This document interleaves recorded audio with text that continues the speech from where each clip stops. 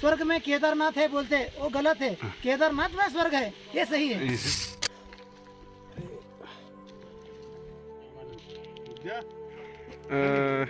अभी हमको इधर यहाँ पे एक रास्ता दिख रहा होगा, नहीं दिख रहा होगा।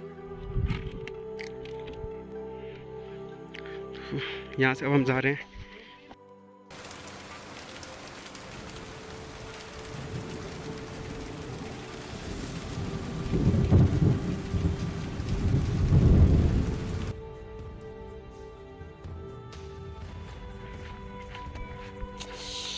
भाई प्रभु आप लोग आओ। पंच केदारेश्वर भगवान की जय।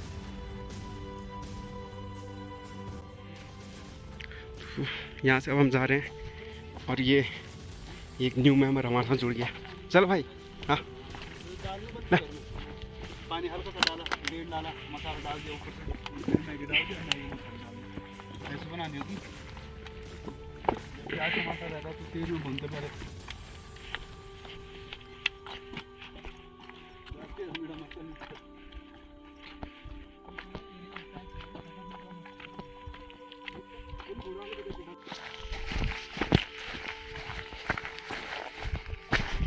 थोड़ा ही दूर होगा यहाँ से करीबन मंदिर। अभी भाई बोला था कि इस पे सफ़ेद ब्रॉन्ज फूल होते हैं। ये सारे सफ़ेद ब्रॉन्ज फूल होते हैं इन पे की।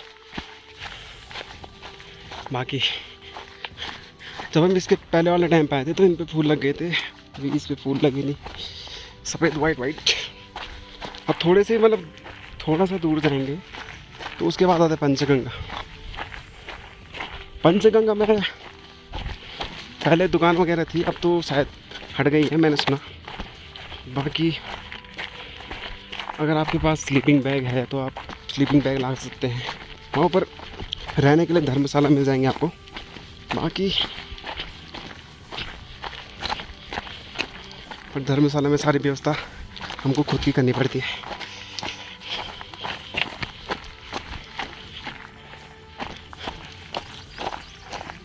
तो आप अपने साथ कपड़े वगैरह भी लाएँ, एक दो जोड़ी गर्म के। अभी मतलब इतना अच्छा मौसम मिला आज हमको, बारिश नहीं आई। और वरना यहाँ पे ऐसे टाइम पे तो बहुत बारिश, बहुत ज़्यादा।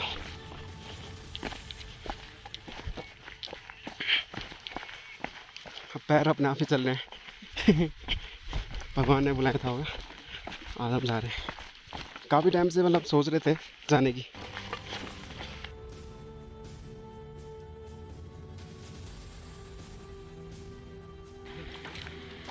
तो अभी टाइम हो रहा है, यहाँ पे फूल खिलने लग जाते हैं श्रावण के टाइम पे। और पानी ख़त्म हो गया था हमारा, यहाँ पे पानी भी आगे पे। तो मेरे हिसाब से तो ये पंचगंगा आगे पे पूरा बुग्याल। बाकी देखते हैं अभी आगे पे।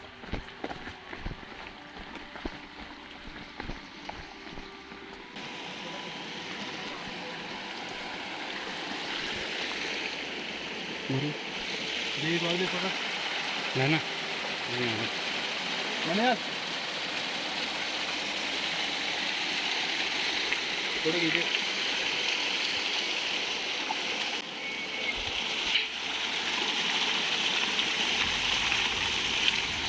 बहुत ज़्यादा ठंडा पानी है, बहुत ज़्यादा।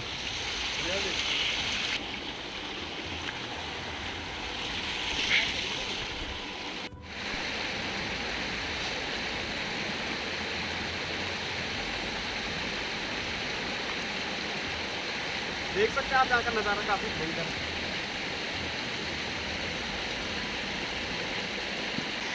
अभी यहाँ पे पानी भर गया था हमने। आगे का रास्ता ज़्यादा दूर नहीं है, थोड़ा सा ये शायद नगर आगे तो पंचगंगा बुग्याल है। वहाँ के बारे में भैया ने कहा था कि थोड़ा देखना कि मतलब क्या है वहाँ की स्थिति। देखिए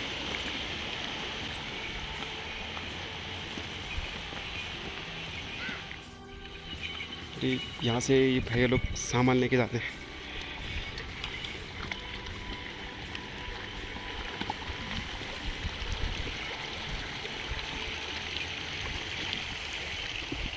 ये भैया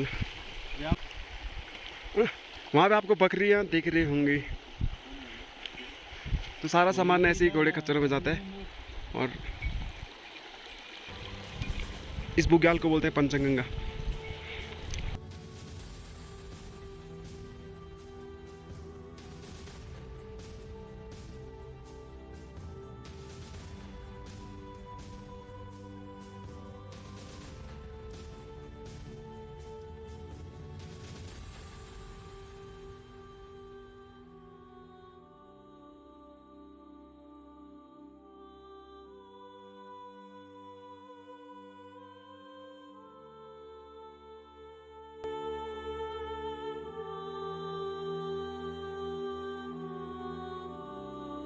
कालू हाँ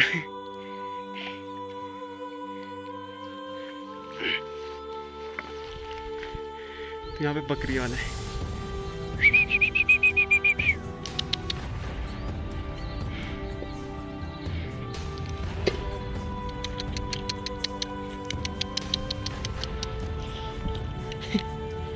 चल आ जाओ, इधर आओ, इधर आओ। कहीं नहीं दिख रहा वो आ रहा वो मैंने खींच रहे बढ़िया रखे पैंस हाथ सीधा।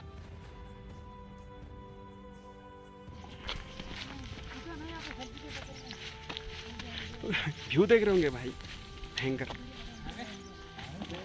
मेरे आगे से अरे यहाँ पे पहले रास्ता बहुत खराब था, पता है, अब अच्छा कर दिया, याद है?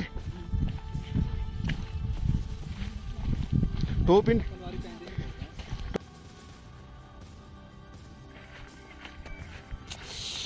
भाई प्रभु।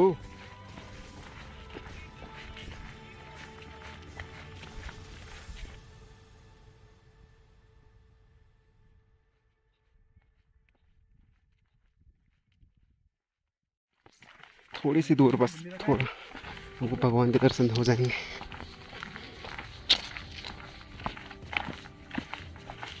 मुझे तो दिख गए थे भगवान। अरे बादल लग गया, बस इसके जस्ट पीछे थे आप जो।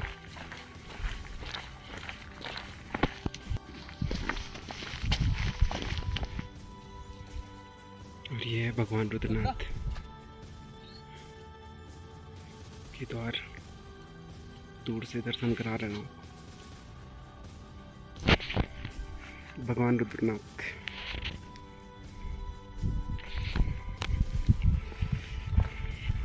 सफ़र काफ़ी अच्छा रहा, मौसम ने काफ़ी साथ दिया।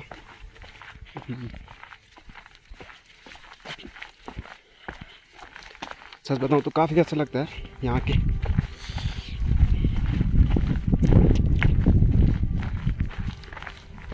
आइए आप लोग भी। भगवान रुद्रनाथ के द्वार। सुबह 8 बजे से चले थे, अभी 4 बजे पहुंच गए। करीबन 20-22 किलोमीटर तो होगा। और भगवान फिर बादल लग गए वहाँ पे। फाइनली हम पहुंच गए भगवान रुद्रनाथ महादेव के द्वार। आपको दिख नहीं रहा होगा इस कोहरे के नीचे पे।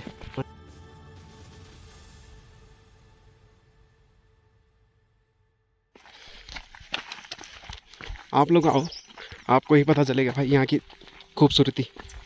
हर जगह ये लाल पीले फूल आपको दिख जाएंगे प्यारे से। और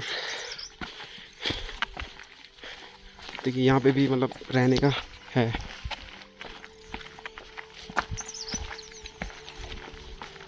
पैसे वाला भी है और वाला भी, क्या बोलते हैं इसे, धर्मशाला। धर्मशाला में पर आपको सारी व्यवस्था खुद की अपनी करनी पड़ेगी। और आगे फिर यहाँ पे रुद्रनाथ महादेव मंदिर के आगे सरस्वती कुंड भी आता है, वहाँ शायद हम कल सुबह जाएंगे। पहले अभी हमको जाना है वहाँ, एक रूम देखना है धर्मशाला। फिर थोड़ा आराम करेंगे, शाम को फिर मंदिर में दर्शन करेंगे, आरती।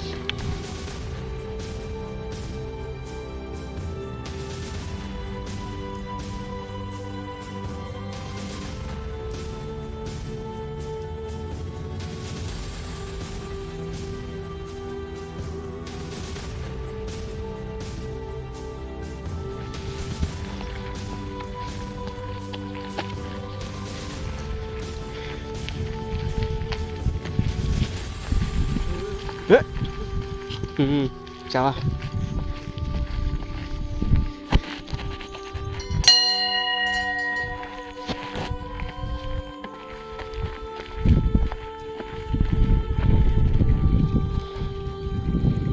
देवर्षि नारद मंदिर भगवान, यहाँ पे नारद कुंड भी है। आगे पे बता दूँ आपको।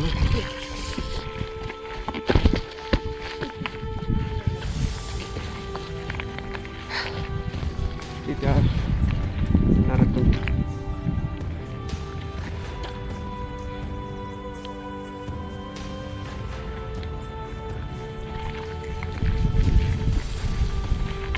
आप यहाँ पे रह सकते हो।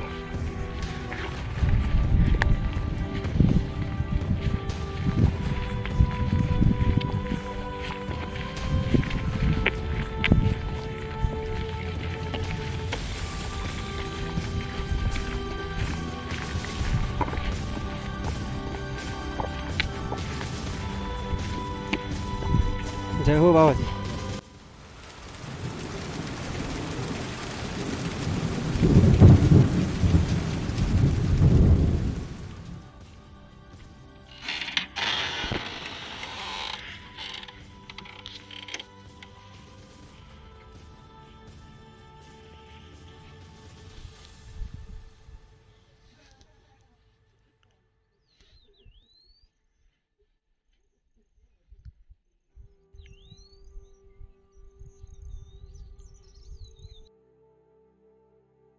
तो भाई सुबह का नज़ारा आप यहाँ का देख रहे होंगे, बहुत प्यारा सा।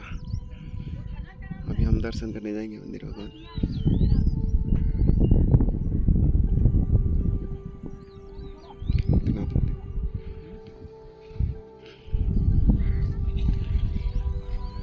रात में बहुत ज़्यादा बारिश आई बट मौसम सुबह अच्छा हो गया। क्या है ये?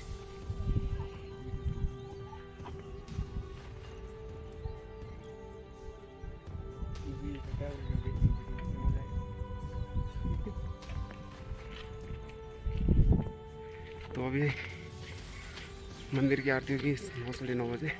तब तक हमने सोचा कि हम चले जाएं सरस्वती कुंड, वहाँ के दर्शन कर लेते थे सरस्वती कुंड वहाँ की। और जो ये आपको ये दिख रहा है क्या बोलते हैं, तो इसको सूर्य कुंड बोल रहे हैं।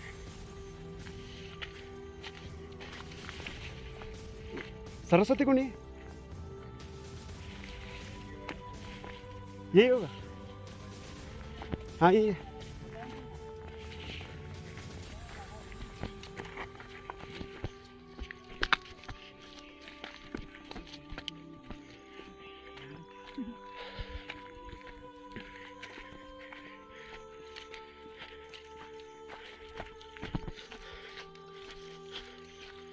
अभी एक और चीज़ पता चली, यहाँ पर भी वैली ऑफ फ्लावर है। 5 किलोमीटर ऊपर वैली ऑफ फ्लावर।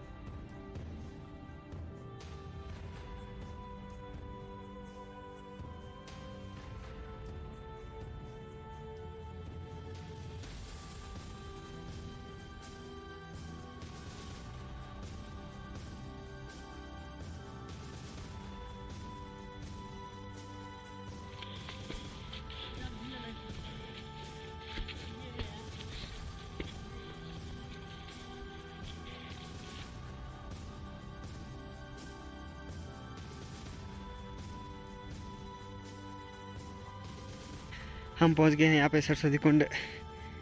अभी आपको दिखा देते हैं। अभी सुबह का टाइम है, 7 बज रहे हैं। काफ़ी अच्छा मौसम हुआ है यहाँ पे।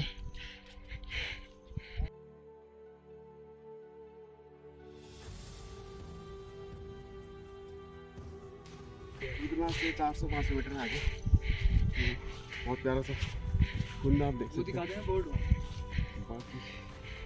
ये देख सकते हैं आप, काफ़ी अच्छा है।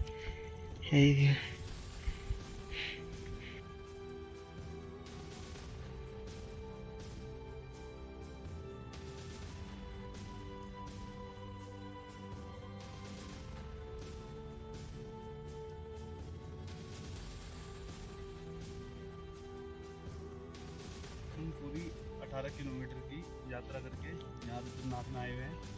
और रुद्रनाथ के ठीक 200 या 300 मीटर पीछे ये सरस्वती कुंड है। माना जाता है ये भगवान द्वारा निर्मित किया गया है। ये इतना खूबसूरत है। यहाँ माना जाता है कि पानी में गंधक की मात्रा पाई जाती है, जिस कारण पानी थोड़ा गर्म महसूस होता है हमें। यहाँ का पानी आप क्लाइमेट के हिसाब से देखोगे कि ठंडा है, और जो ये पानी होते हैं कुंड के ये थोड़ा गर्म रहते हैं। और ये देखिए ये हमारी देवों की स्थली मानी जाती है। यहाँ शिव भगवान के शीश की पूजा की जाती है। शिव भगवान यहाँ छुपे हुए थे। स्वर्ग ही माना जाएगा इसे अगर कहा जाए।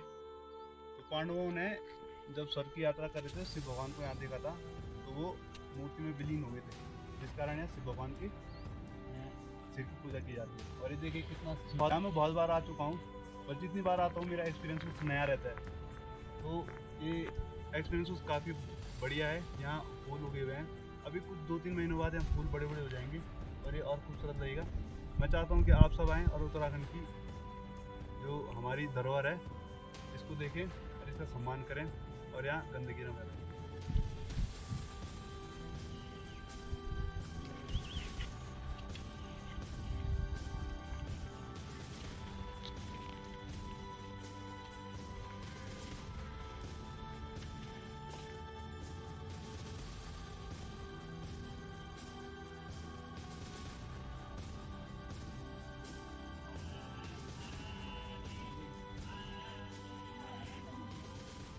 बाबा तुंगनाथ की जय। पंच केदारेश्वर भगवान की जय। भगवान बद्री विशाल की जय। गंगा यमुना मैया की जय। सत्य सनातन धर्म की जय। हर हर महादेव महादेव महादेव। ये पंच केदार जहाँ विराजमान है, रुद्रनाथ चतुर्थ केदार के रूप में यहाँ पे भगवान जाने जाते हैं। ये जो पंच केदार की उत्पत्ति है, ये द्वापर काल में पांडवों के मोक्ष के समय में 5,500 वर्ष पहले, जब पांडव महाभारत युद्ध के बाद इस केदार खंड में भगवान शिव के दर्शन के लिए भगवान कृष्ण ने उनको आदेश किया। तो जब वो इस केदार खंड में आए तो भगवान शिव जी पांडवों को गोत्र हत्या ब्रह्म हत्या दोष होने के कारण दर्शन देना नहीं चाहते। तो कहते भगवान शिव ने केदारनाथ में, केदार का मतलब होता है दलदल, जल युक्त भूमि। वहाँ ग्लेशियर है ना, वो भूमि को उबालता रहता है, तो जल युक्त भूमि को केदार कहते हैं। तो कहते भगवान शिव ने केदारनाथ में मायावी भैंसों का झुंड तैयार किया और उसमें अपने आप स्वयं भैंस बन गए। और उस भैंसे के रूप में जब पांडव लोगों ने भगवान शिव को पहचान लिया तो भगवान शिव उस भैंसे के रूप में ही जमीन में धंस गए। जैसे ही वो जमीन में धंसे तो उनके पृष्ठभाग को पांडवों ने वहां पे स्पर्श कर लिया। वहीं पे उनको आकाशवाणी हुई कि आप लोगों ने मेरे को स्पर्श कर लिया, आपको मुक्ति मिल जाएगी इस केदार खंड में। ये हरिद्वार से ऊपर पूरा केदार खंड है, केदार ज्योतिर्लिंग का स्थान है। इस केदार खंड में मेरे 5 लिंग के दर्शन तुम लोगों को होंगे, और आप इनका पूजन दर्शन करो तो आपको मुक्ति प्राप्त होगी। तो केदारनाथ में पांडव को भगवान शिव के पृष्ठभाग के दर्शन लिंग के। दूसरे मध्यमेश्वर में भगवान के नाभि भाग के लिंग के दर्शन हुए। और दोनों की जो 12 महीने पूजा होती है ऊखी मठ में हुआ करती है। शीतकालीन जो गद्दियां हैं ऊखी मठ में हैं, वहाँ पे 12 महीने पूजा होते हैं केदार और मध्यमेश्वर। और वो ऊखी मठ जो है वो भगवान कृष्ण के पौत्र थे अनिरुद्ध, और बाणासुर जो राक्षस था उसकी लड़की थी उषा, उनका गांधर्वी विवाह वहाँ संपन्न हुआ ऊखी मठ में। तो उषा के नाम से ही ऊखी मठ पड़ा। वैसे वो क्षेत्र मानदाता ऋषि की तपस्थली है। हाँ? उसके बाद तीसरे आते हैं बाबा तुंगनाथ जी, जहाँ के हम पुजारी हैं। तो वहाँ पे भगवान का हृदय और भुजा रूप का लिंग है तुंगनाथ जी में। भगवान पंच केदार में हृदय भाग तुंगनाथ जी में ही विराजमान है। केदारनाथ जी का हृदय और भुजा रूप में भगवान का लिंग। और वहाँ की जो 12 महीने पूजा होती है मक्कू मठ में होती है। मक्कू मठ में मिरकंठ ऋषि की तपस्थली है। वहाँ पे भगवान की 12 महीने जो डोली आती जाती है वो मक्कू मठ से जाती है और 12 महीने पूजा होती है। यहाँ पे बाबा रुद्रनाथ जी का मुखमंडल आप देख रहे हैं। भगवान का एक मुखमंडल रुद्रनाथ जी में विराजमान, और यहाँ की जो शीतकालीन गति है गोपेश्वर में, 12 महीने वहाँ पूजा होती है, 5 महीने भगवान की डोली यहाँ विराजमान आती है हिमालय में, और मुखमंडल का दर्शन यहाँ पे है। और जो मुख बाबा के नीचे निकल गए थे जमीन में, वो नेपाल में है, पशुपतिनाथ नेपाल, 4 मुख वहाँ पर है, इसलिए पंचमुखी बाबा शिव है। हाँ? एक मुख यहाँ पे है, 4 मुख नेपाल में है।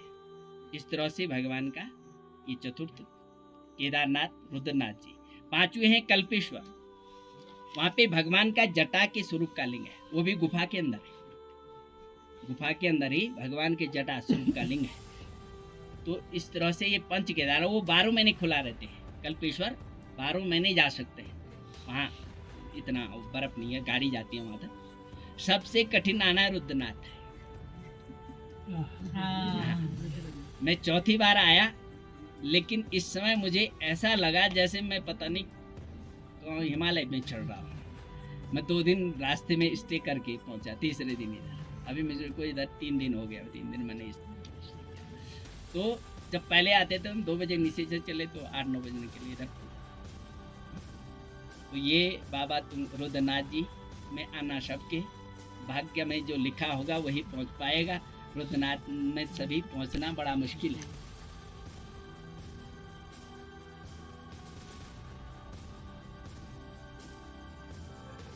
तो ये थी हमारे रुद्रनाथ यात्रा की कहानी। जब भगवान दोबारा बुलाएंगे तब तक हम दोबारा जाएंगे। हर हर महादेव।